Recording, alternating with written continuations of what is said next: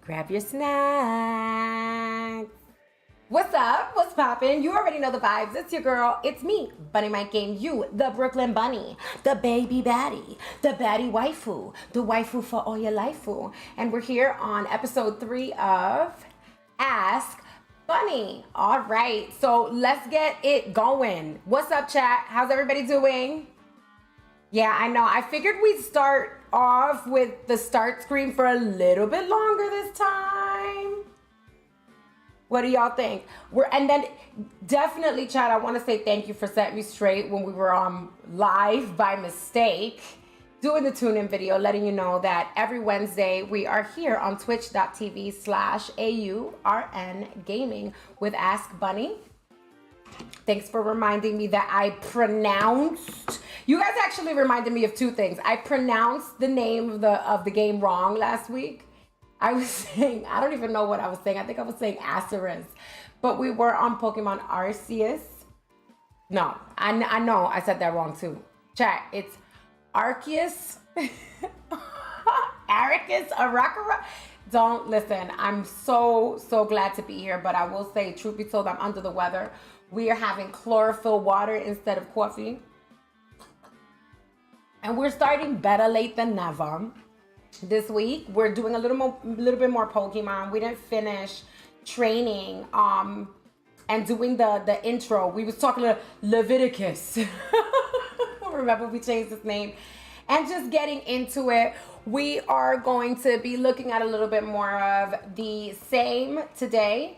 While we get through this week's question, you guys also in the chat told me that during the tune-in video that we did live, by mistake, right? Y'all were saying that the word alien is offensive. And the question of this week, okay, is actually, do you believe in the existence of extraterrestrials? Are they real, Bunny? So not aliens, extraterrestrial, because aliens is offensive. And we're not trying to be offensive over here, okay? So we are in support. I guess that tells you the answer, but we're gonna get through this week's question in a little bit. I want to kind of flow through some of the reasons why my answer is the answer that it is, and back it up with some facts, okay? But we're really excited about that. I wanted to just get into a little bit of what's been going on this week, give you a little bit of a news dump, and then, you know, of course, we'll get back to Arceus, Aurora. Don't ask. Just don't ask. All right. So top of the news dump, I wanted to do a quick and snappy news dump with you guys this week. My top 3. First things first, we had the Grammy Awards. We were super excited about the Grammy Awards because not only did they finally do something that was interesting over there, they had, you know, Questlove took over, okay? And he did his Grammy crowd-pleasing hip-hop tribute. We had everybody from the beginning to the middle to the end. Right here in this picture that you guys see, we do have Glorilla, all right? FNEF, okay? We got LL Cool J, gotta love it. Busta Rhymes, Lil Uzi. But really quickly, what I wanted to talk about is the way that they're discussing having Questlove come back in August to do a hip hop 50 years, just really larger show. It's gonna be about 2 hours. Shout out to Questlove for doing such a great job, because this is how we are. We're brilliant. You know we're brilliant. Shout out to Questlove for doing such a brilliant job that allowed for the viewers and the people who tuned in. Because y'all know I wasn't watching the Grammys. I'm going to tell y'all what I was watching in a minute. But it allows for us to start getting more into it. The Grammys has been very boring, very countered, or I want to say lack of culture and excitement in it. It's a lot of highs and lows, but it's very lackluster lately. And shout out to Quest for pulling this off. Not pulling it off, sorry. New York Times says Questlove pulled it off. But y'all know, chat, let me know how you feel. I genuinely think that for me, I'm tired of hearing that Questlove pulled anything off. He's brilliant. He does a great job at everything he does. So if you see it here, how Questlove pulled off the Grammys crowd pleasing hip hop tribute. No, sorry, not sorry. He pulls nothing off. He is brilliant. Moving right along to what I actually was paying attention to. CDL Major 2. All right, the vibes. Go Boston. But sorry.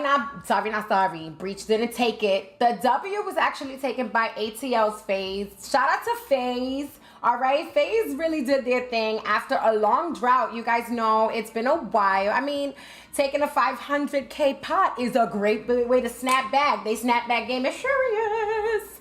But we also had a shocking announcement that I wanted to share with you guys. Say that 10 times fast. I told y'all I'm under the weather. Take a sip of your chlorophyll water, bunny. It's gonna be okay. So long story short, we was all in our fields this week because Methods actually announced that he is going to pursue content creation and just digital media and other of the amazing things that he's gotten into and grown to love after becoming very successful in the league and gaining so much confidence and support from fans like us and you. And it was heartfelt, super cute. Speaking of super cute, look at him there. Check it out. Oh, hi, Guy Blaze. Super cute indeed. But we're definitely going to send a lot of love to Methods.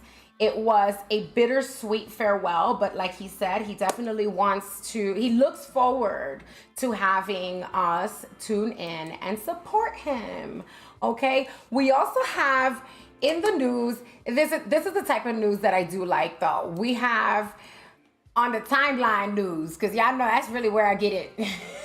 I can't believe the news. You can't really believe the timeline either. Don't believe it, chat. But we now know that Martin Lawrence, okay, and Eddie Murphy are going to be fathers of the bride and of the groom. Apparently, it has been announced that we have a couple in Martin and Eddie's kids, okay?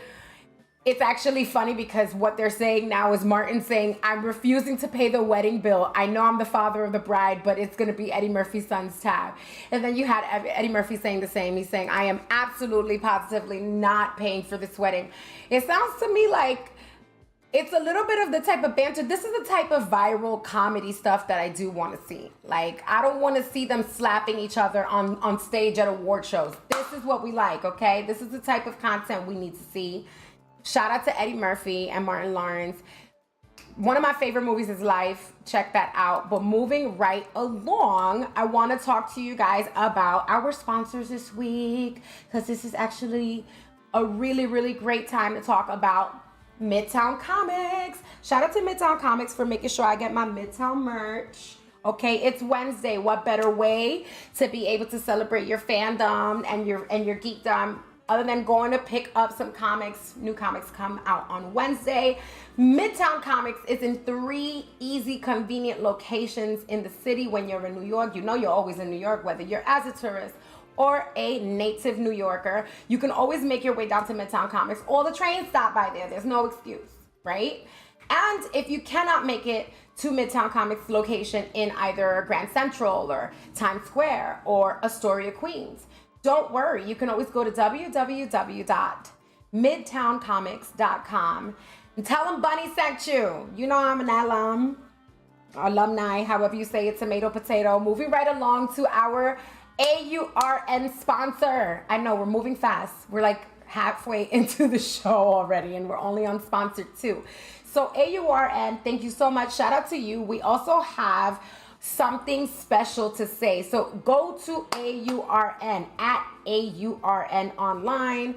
Also check out the registration is now open for AURN Gaming's 2nd online gaming tournament. It's amazing. You got to join and start now, okay? You can compete for your chance to win. First place gets $500.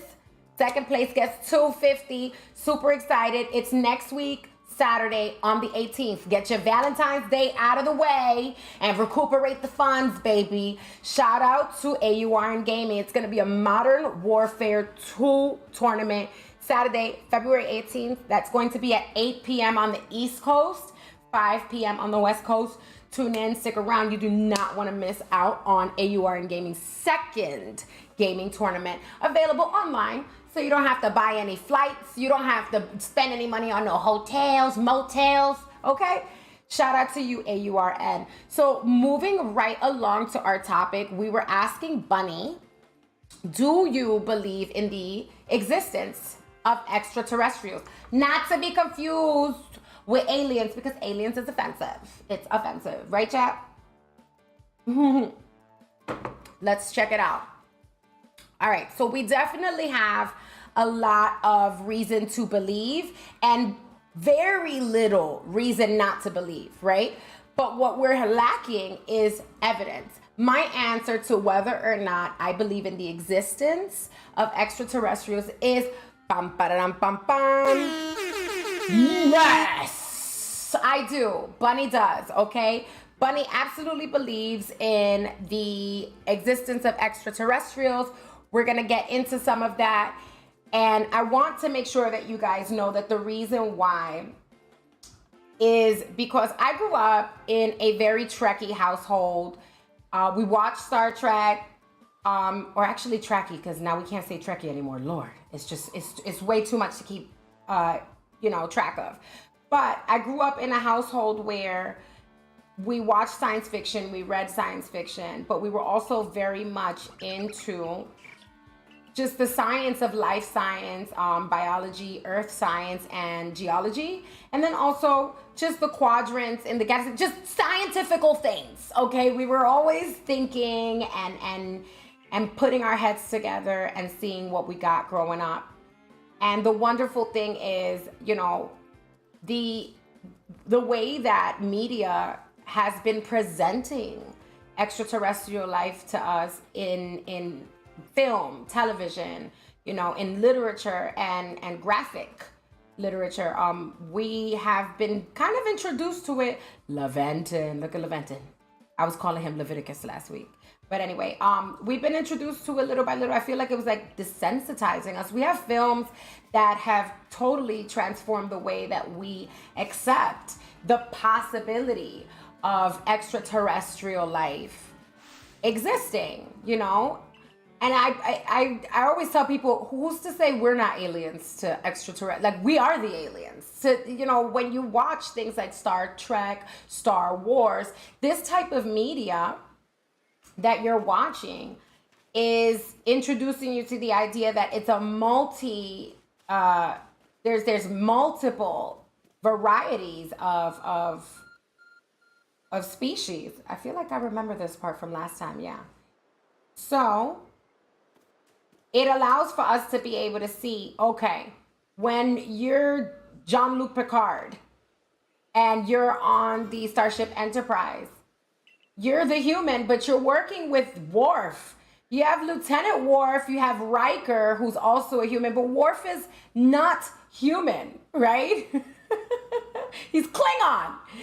And then you have human-looking species that are absolutely alien, like Q. One of my favorite aliens are Q from Star Trek, but then you also have some of my favorite extraterrestrials from all kinds of movies, like The Fifth Element.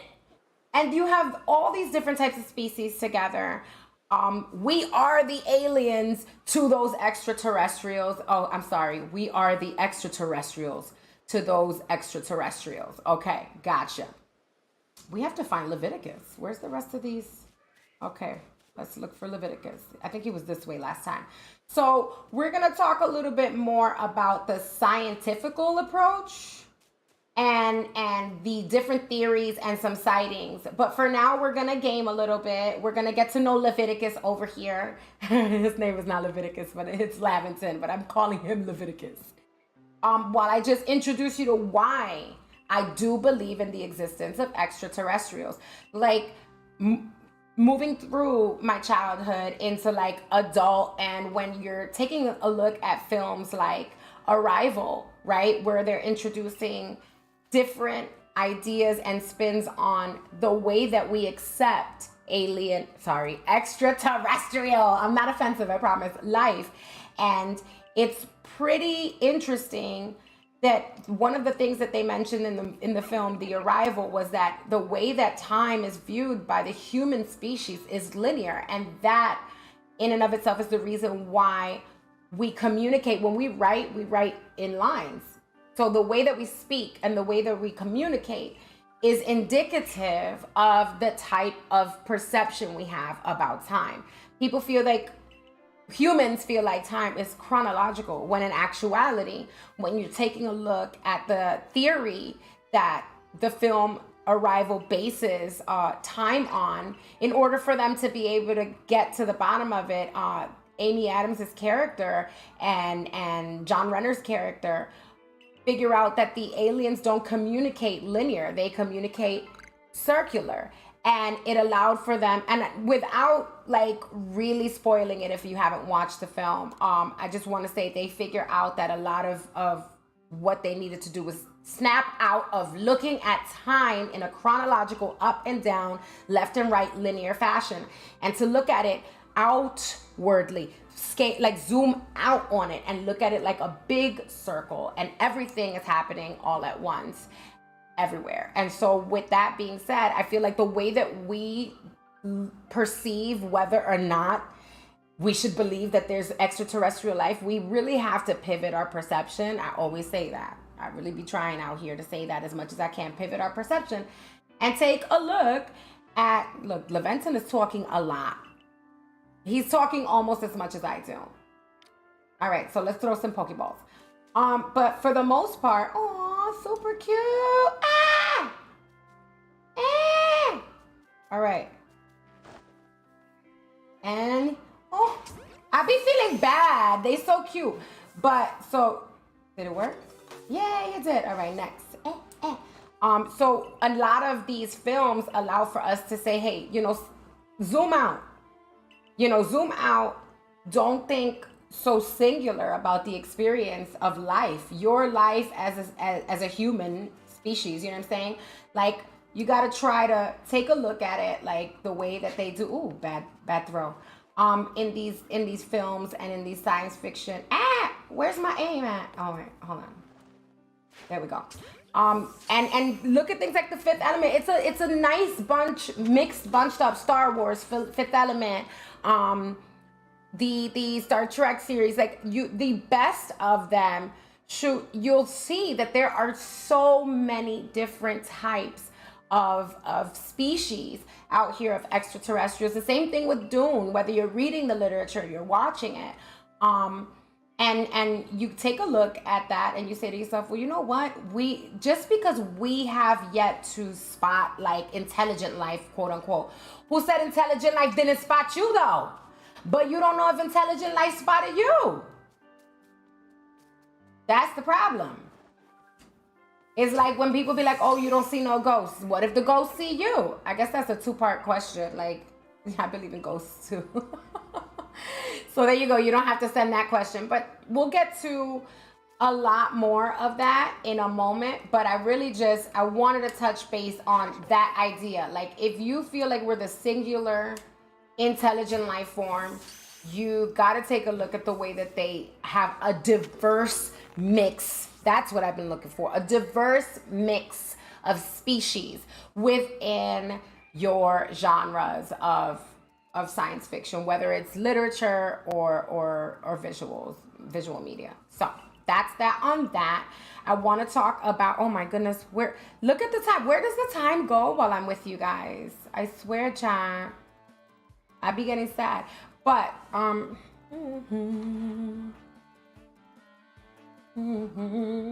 wanted to get into some of these theories.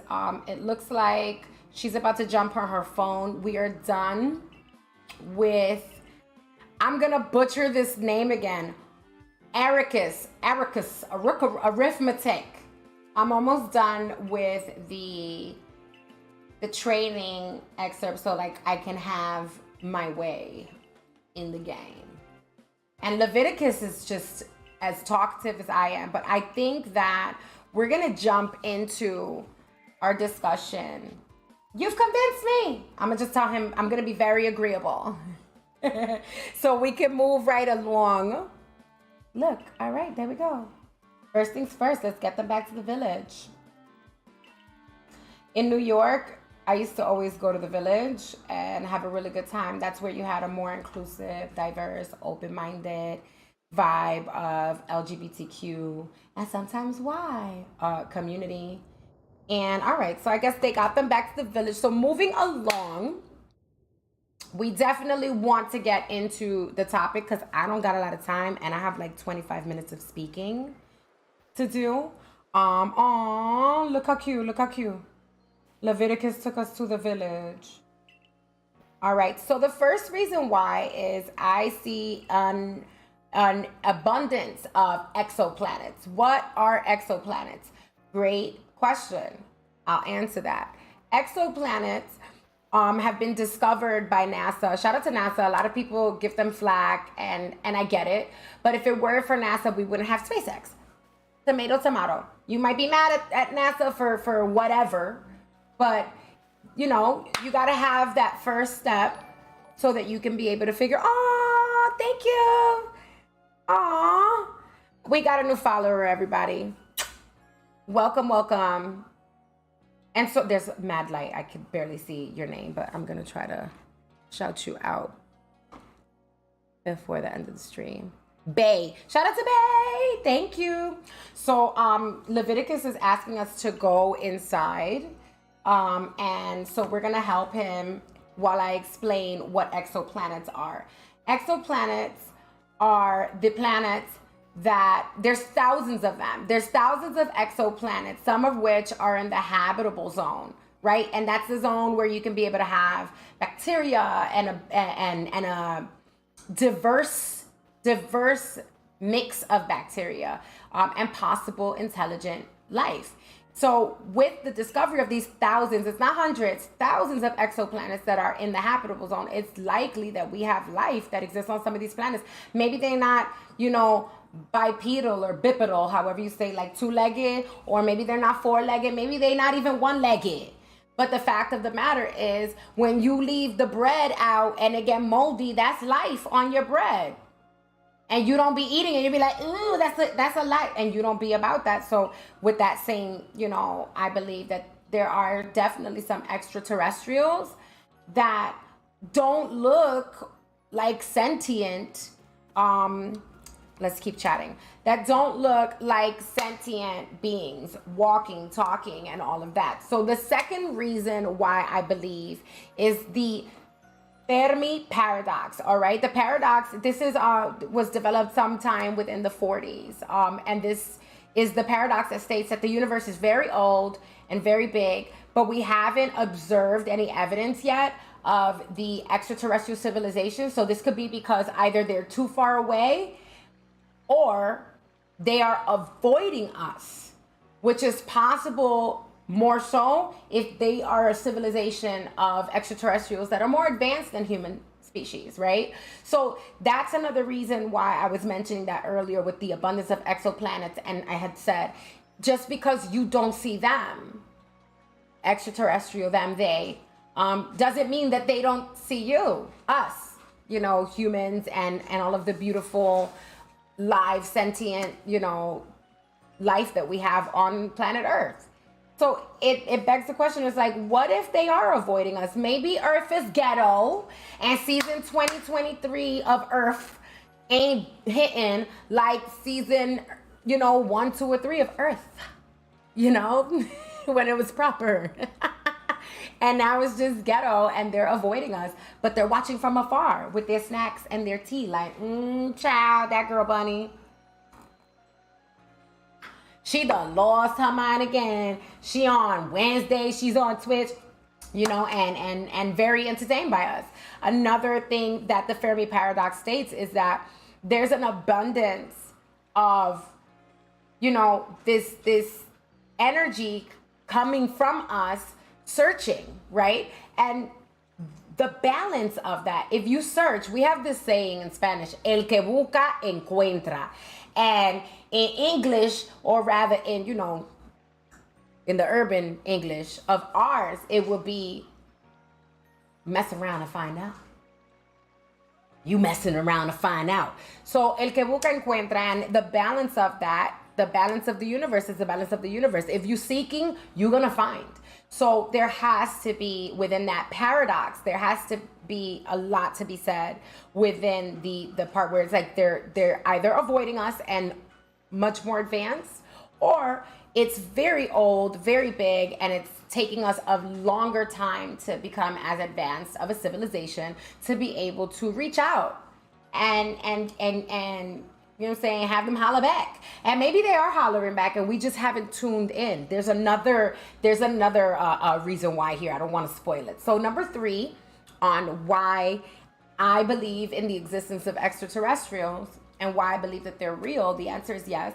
It's because of the unusual observations that there have been with reports of UFO sightings that can't be explained by like conventional means. We have footage, we have audio.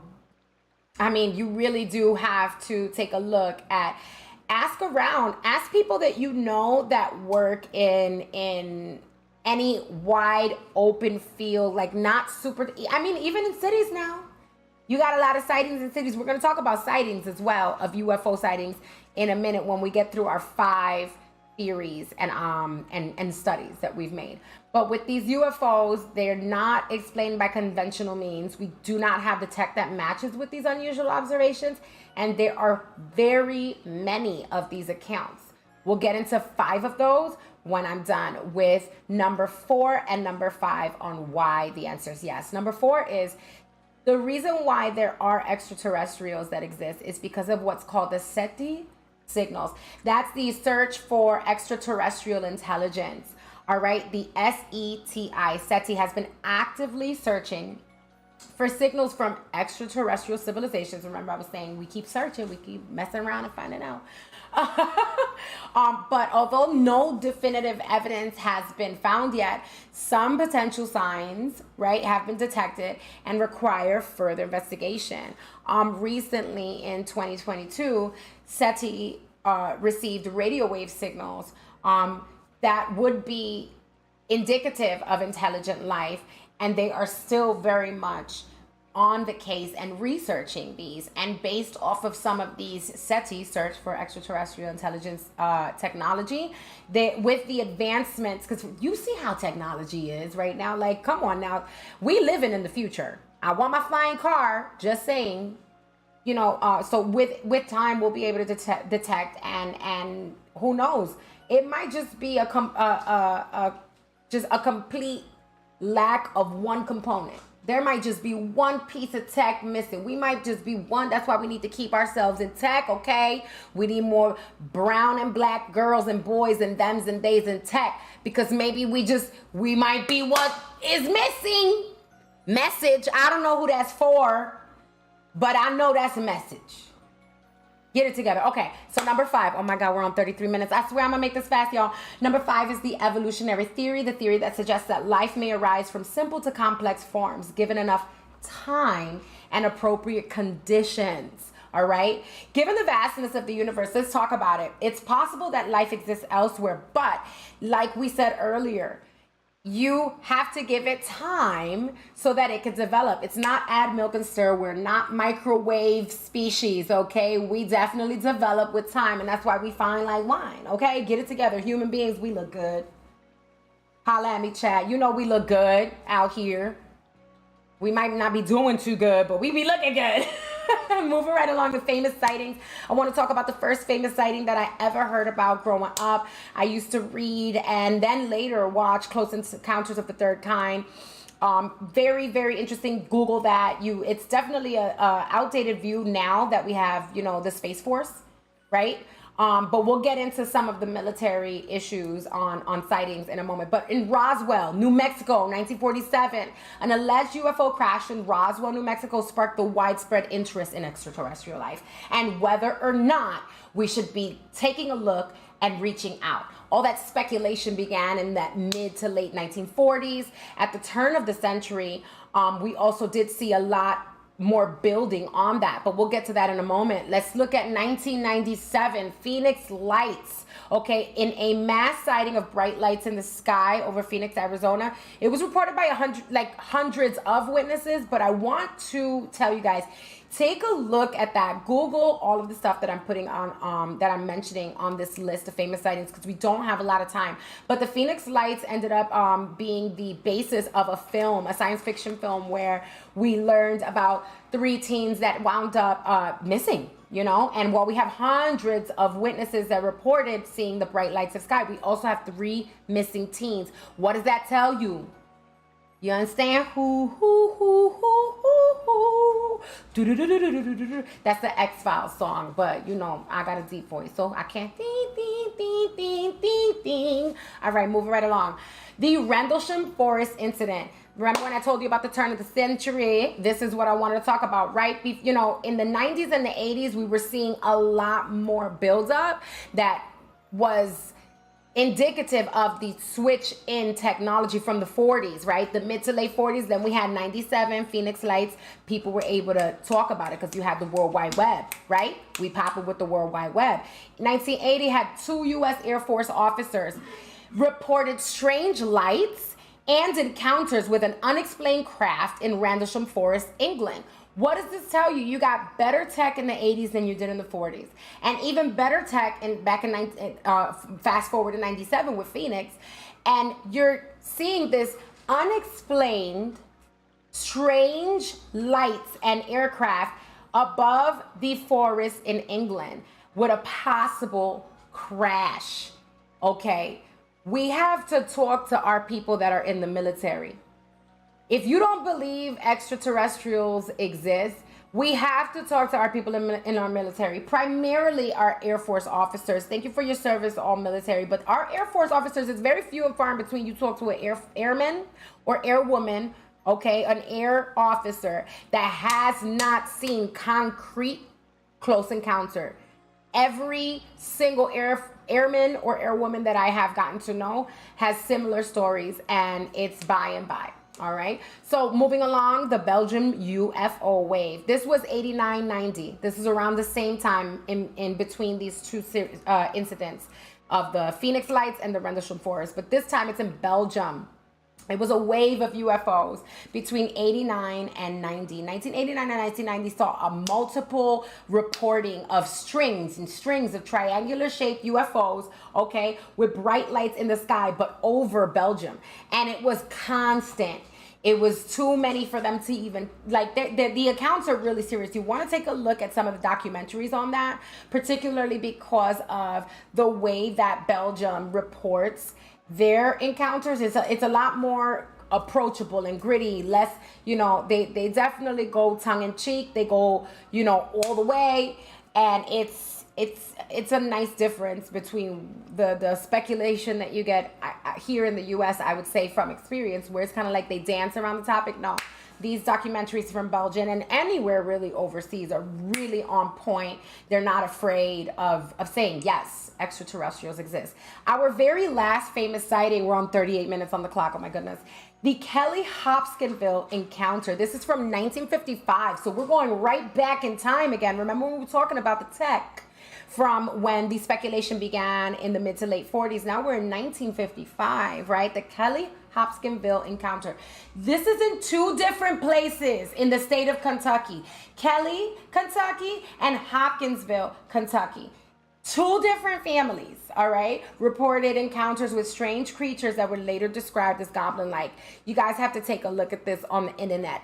They really were able to have forensics come in and sketch. And these families are not in the same place. They're in the same state, but they're in 2 different parts of Kentucky. And just take a look at it. It's a really great read. There are articles from clippings when you go and you search Kelly Hopkinsville encounter. Just go scroll to the tab on Google Images and Google News, and you'll see a lot of it come up. You can read full articles. It's a really interesting dynamic. But here we go. That's our show. Okay, I'm definitely gonna be on Arceus a little bit more. I feel like once I'm done with streaming with you guys, I'm just gonna pull the Switch out, hang out on the couch, and just get through the village and get to know a little bit more about why you guys suggested that I would love this game. But I'm really happy. I want to say thank you to chat. Thank you. I love you. Thank you for showing up and showing out as always. Okay. I am under the weather, but thanks to you and the support that I get from you, I'm always feeling top notch. Love you. Love yourselves. You already know what to do. Go to twitch.tv/AURN Gaming so that you can tune in every Wednesday to Ask Bunny. You can go to @BUNNYMIGHTGAMEU. That's @BunnyMightGameU. That's me on all platforms, whether they be social or digital streaming platforms. It doesn't matter where you're listening to your music or where you're consuming your content. All you got to do is go to @BunnyMightGameU. Until next time, don't forget to go to www.bunnyiscanon.com. That's where you're going to be submitting your questions that we will be choosing from. Also go to my Discord. You'll be able to find the link to the Discord there as well. Again, that's www.bunnyiscanon.com. I'm out of here, but as always, I will be in the chats. I will be in the DMs. You already know it is always time for you and me. You know the vibes. Let me know what you want to do next week. Send your questions. I love you. Take care of yourselves. Stay warm out there, you guys. We're off of this. Bye.